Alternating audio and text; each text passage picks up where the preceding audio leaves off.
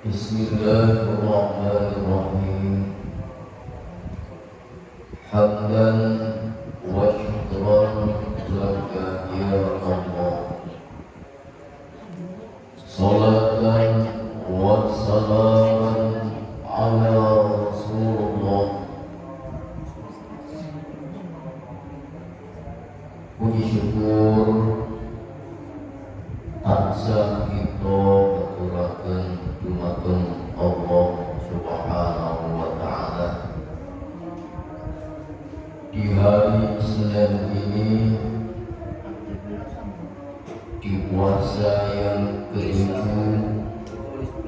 kita masih diberikan kesehatan sehingga saged diadakan sholat subuh berjamaah, dan juga sampai dengan hari ini kita masih tetap berpuasa.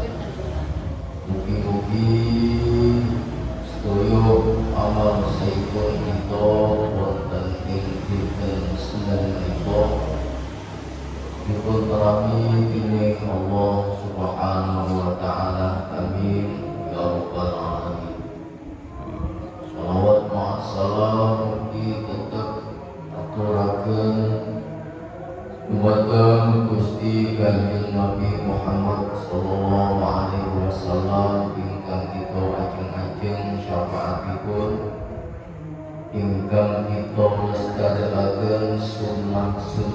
pun mugi kita senantiasa berjalan di jalan Allah bagaimana jalan orang-orang soleh yang telah mendahului kita. Amin ya rabbal alamin. Bapak Ibu sedherek-sedherek rahimakumullah. Bahasan kemarin kita tentunya masih ingat bahwasannya apabila Allah menghendaki hambanya menjadi hamba yang baik, maka pada diri seorang hamba tersebut diberikan pemahaman yang komprehensif tentang ilmu agama.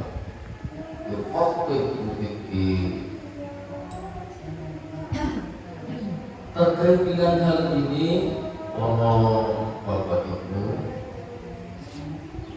ada sebuah pilihan yang tentunya kita akan memilih yang terbaik.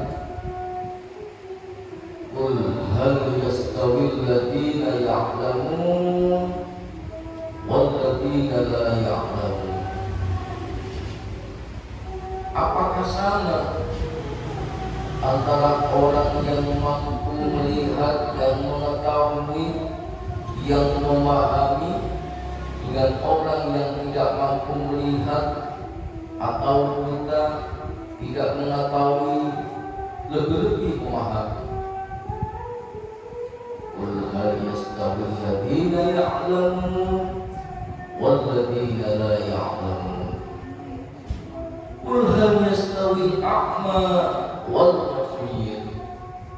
Ini sebuah pilihan para jamaah. Sebagai seorang mukmin tentunya kita memilih, yakni kita mampu melihat, kita mampu memahami, kita mampu menghayati dari apa yang kita perbuat atau kita kerjakan. Terkait dengan puasa ini, para jamaah, tentunya persembahan terbaik untuk Allah yang hanya Allah sendiri yang tahu. Afyali wa ana ajzibi, dan Allah sendiri juga yang memberikan balasan sesuai dengan kehendak Allah Subhanahu wa ta'ala. Pramila saking menika para jamaah, jangan berhenti dan jangan lelah di dalam memahami, di dalam belajar, di dalam berupaya untuk memperbarui pengetahuan kita. Di dalam Islam tidak mengenal dikotomi. Kita harus belajar ilmu agama saja, kita harus mondok saja tanpa kurikulum dan improvisasi, inovasi yang lain. Di dalam Islam ada ilmu agama, ada ilmu pengetahuan di luar agama, sosial, politik, ekonomi, bahkan kemajuan zaman ini yang disebut dengan iptek, ilmu pengetahuan dan teknologi. Karenanya jangan berharap Islam ini mampu bersaing akan menjadi kekuatan yang paling tinggi di antara kekuatan-kekuatan yang lain. Bila umat Islam meninggalkan ilmu pengetahuan, bila umat Islam tidak mampu bersaing dengan umat-umat lainnya, seorang mukmin yang kuat lebih dicintai oleh Allah daripada mukmin yang lemah. Kuat apanya?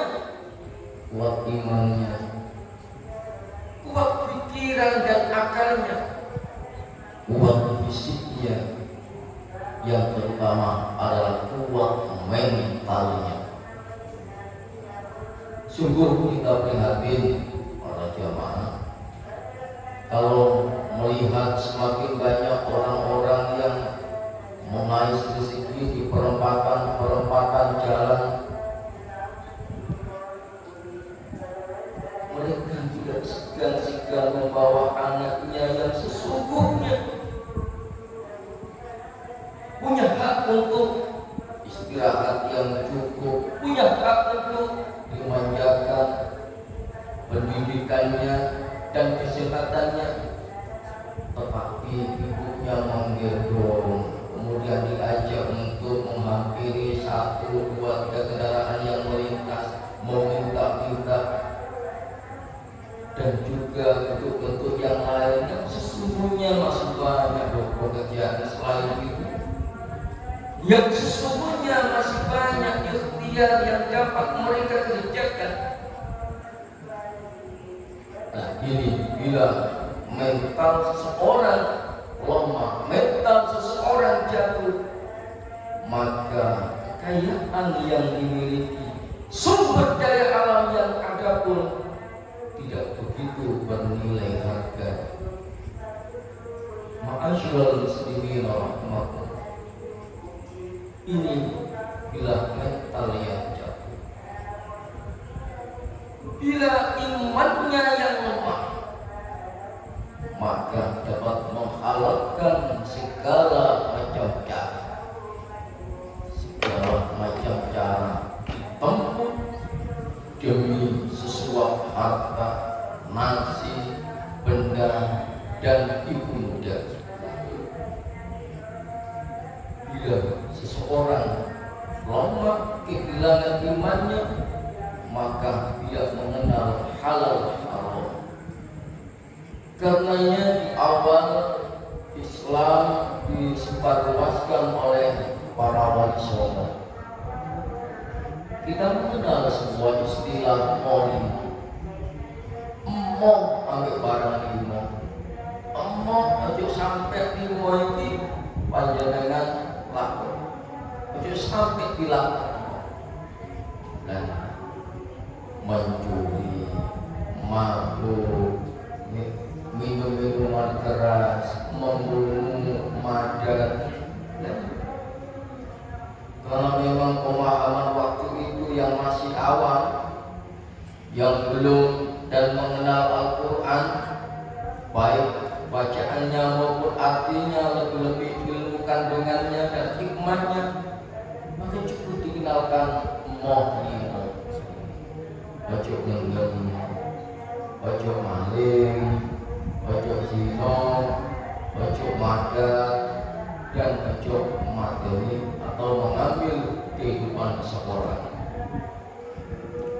Tapi ketika berkembang sendiri waktu, tentunya kita sebagai seorang santri yang sudah cukup mampu untuk membaca baik artinya maupun isi kandungannya, maka tergambar betapa hikmah yang luar biasa di balik Allah memerintahkan dan melarang sesuatu.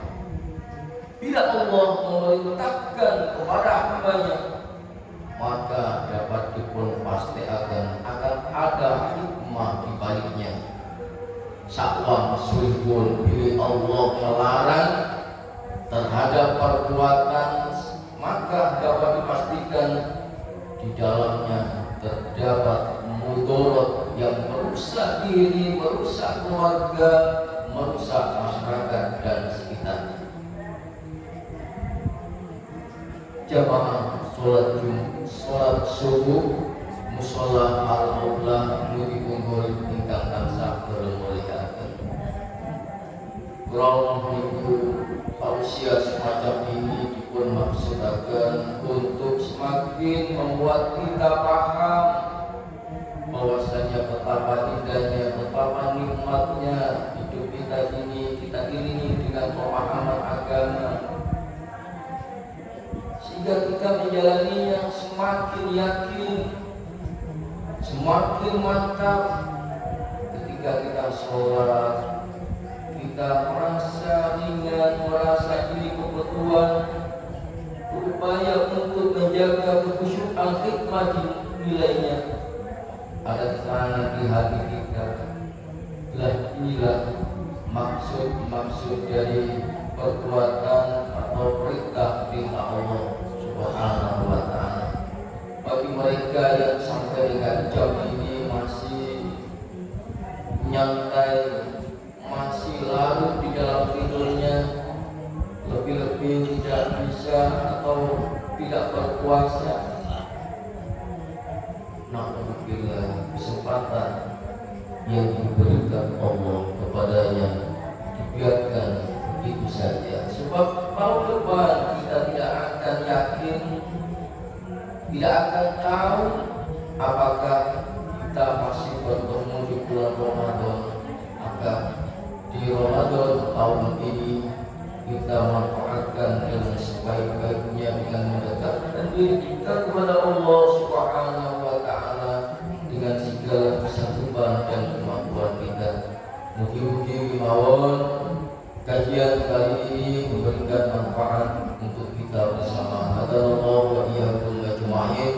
Wassalamualaikum warahmatullahi wabarakatuh. Waalaikumsalam.